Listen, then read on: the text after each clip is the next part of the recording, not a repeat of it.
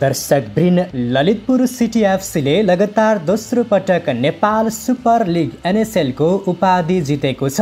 दशरथ रङ्गशालामा पोखरा थन्डर्सलाई 2-1 ले हराउँदै ललितपुर लगातार दोस्रो पटक च्याम्पियन बनेको हो। ललितपुरलाई जित दिलाउन इमो इजेकेल र पापा इब्युकेबेले गोल गरेका थिए। दुई उत्कृष्ट टिम बीचको फाइनल अनुमान गरे जस्तै प्रतिस्पर्धात्मक र रोमाञ्चक बनेको थियो। यो एनएसएलमा ललितपुरले एउटा पनि खेल नहारी गत वर्षको उपाधि रक्षा गरेको हो। तेस्रो संस्करण सकिँदा 2 पटक उपाधि जितेको ललितपुर एनएसएलको सर्वाधिक सफल र ठूलो टोली बनेको छ।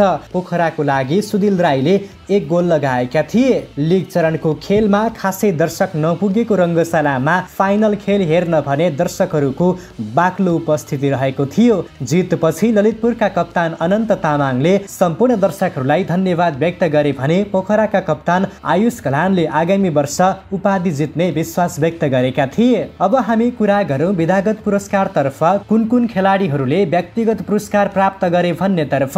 पोखरा थन्डर्सका आयुष कलान सर्वोत्कृष्ट खेलाडी हुँदै नगद रु 2,50,000 प्राप्त गरेका छन्। यस्तै उत्कृष्ट गोलकिपर चुनिँदै पोखराकै प्रिसोले 1,50,000 प्राप्त गरेका छन्। सर्वाधिक गोलकर्ता धनगढी एफसीका अहमद हिजाजीले नगद रु 1,50,000, इमर्जिङ प्लेयर ललितपुर सिटी एफसीका सन्तोष खत्रीले नगद रु 1 लाख र मस्ट इनर्जेटिक प्लेयरमा ललितपुर एफसीका मणिकुमार लामाले पनि नगद रु 1 लाख प्राप्त गरेका छन्। त्यस्तै fair play award Aaron Thapa मगरको टिम झापा एफसीले प्राप्त गरेको छ। झापाले लिग अवधिभर 10 पहिलो कार्ड मात्रै प्राप्त गरेको थियो भने एउटा पनि रेड कार्ड पाएको थिएन। झापाले 6औं स्थानमा रहेर एनएसएलको यात्रा सकाएको थियो। एनएसएलमा उपाधि चुम्ने ललितपुर सिटीले ट्रफी सहित नगद रु 80 लाख प्राप्त गरेको छ भने दोस्रो हुने पोखरा थन्डर्सले नगद रु 30 लाख प्राप्त गरेको छ।